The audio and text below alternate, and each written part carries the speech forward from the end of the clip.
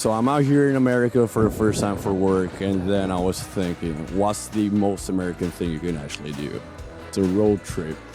So I packed extremely light. I only brought the Lumix S9, a really light travel tripod, and these cheap Realtime mics. And I'm gonna be shooting the whole thing using a pack of Realtime LUTs that I'm developing right now. So basically I came here for work, so that means I only have one day for myself to dedicate to a whole road trip and a day of shooting. I decided to pack everything as light as possible. Location is also a huge reason for it, because you know, we're shooting out in the desert, there's gonna be a ton of light.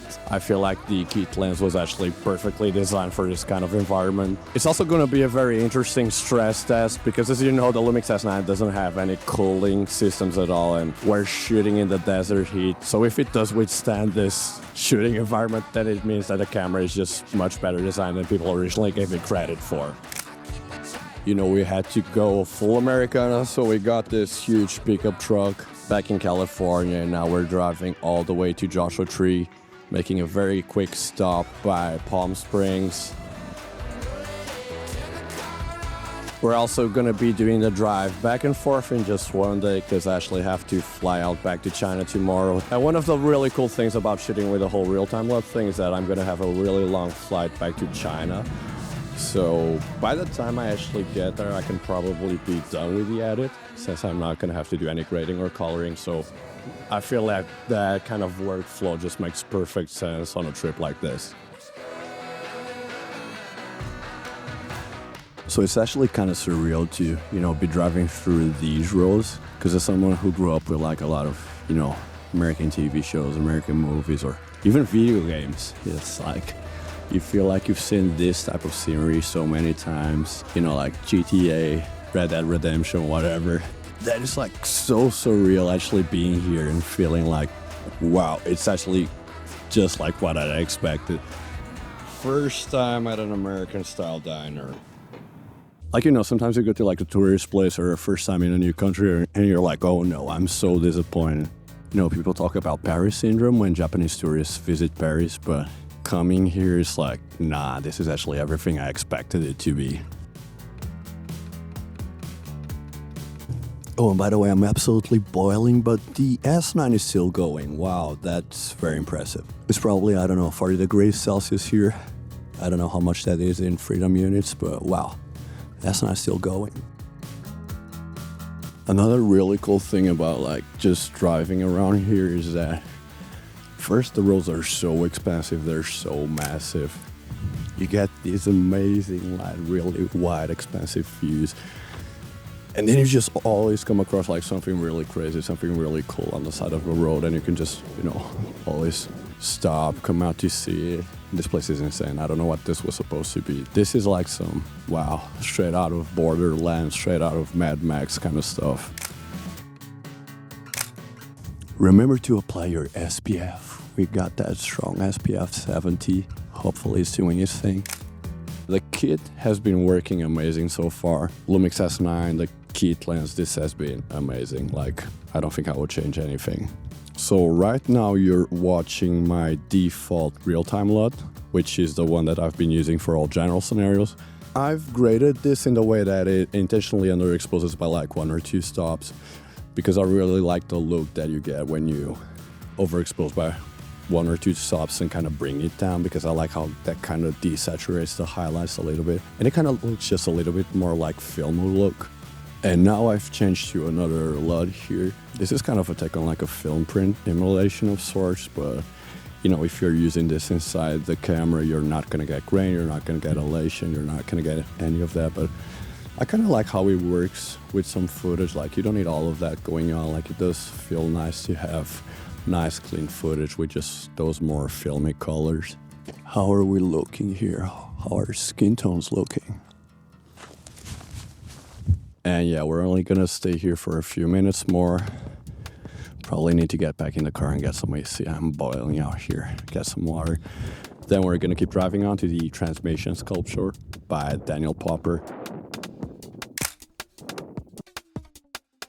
And after that, we're going to Joshua Tree, and hopefully we can catch a good sunset today. Okay, so we made it to Joshua Tree Park. Yeah, I guess we kind of underestimated how fucking large America actually is, because just to like do a small lap of the hiking trail right at the entrance is like an estimated 5 hours. So if we want to catch the sunset by the end of this, I guess, yeah, we're not going to have time to do a full 5-hour lap. The whole thing is actually really gorgeous because, you know, as soon as you get here, the scenery gets really different. And that's actually one of the really cool things about driving through America, is that the landmass is so huge that like in a single road trip, you do get to cover a lot of like different wildlife and landscapes. And yeah, it's actually my first time being in the desert at all, seeing whatever these are called. I'm ignorant. Are these cactuses? No, they're definitely not.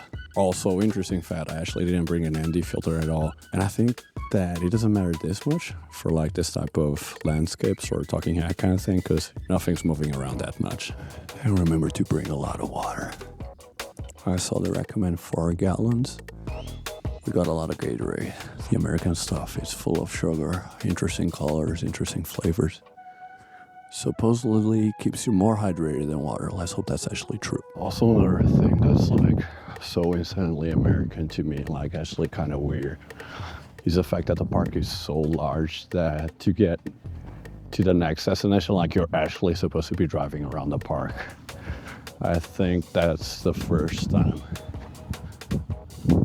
that's ever happened to me, like at least in Europe, or the country where I come from, which is a lot smaller. On to the next one. We got Mr. Poser over there saying he doesn't like being on camera. Now he climbed all the way up there just for a pic. Actually, you know what? I was making fun of him, but that's a really cool spot. So what are these trees actually called? Are these trees the Joshua trees? We should look that up. Kind of ignorant of us. I almost lost the camera. Or there's like wildlife YouTubers remember where they left it. Just went up there and I can barely remember where I was. And the sun is starting to get so nice up there. It's like really starting to get that golden orange color.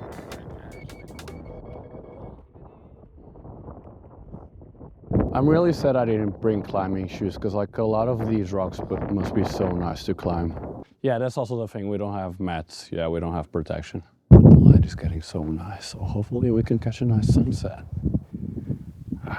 Time to get going again.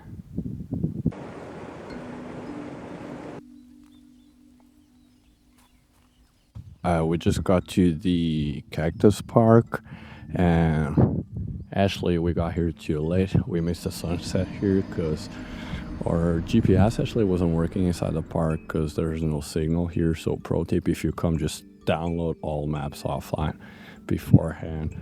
Yeah, now we're just gonna camp here for a little bit. We're gonna wait for the lights to come down, and hopefully we can get a good shot at the stars. Oh, and also it gets really dark here, so thankfully at the base of the park we bought these flash lamps where they kind of serve as like whatever, field light, whatever you want to call this. Yeah, also a really cool thing about the kit lens is that it actually goes all the way to 18 mil, and it's actually relatively fast at 18 mil, so it's really good for this type of like night landscape, sky photography kind of thing. I mean, it's obviously never going to be the same thing as like a 2.8 fisheye or whatever it may be, but you know, for just packing such a tiny plastic kit lens that can basically do everything, yeah, it's actually amazing for it. Yeah, the night view here at Joshua's tree is amazing because you get absolutely no light pollution, and the night sky is amazing. Highly recommend. Okay, so I just got off the airplane. I'm on a taxi right now. I slept for like half of the flight and I finished the edit pretty quick, and yeah, now basically all I need is good Wi-Fi, finish like a thumbnail packaging, and we're done. We're good to go. Let me show you guys here just a very simple, quick, basic edit, whipped up in a few hours on the plane, and we're done. And we're good to go. Realtime LUT, love it, highly recommend. It's amazing for workflows like this. Good.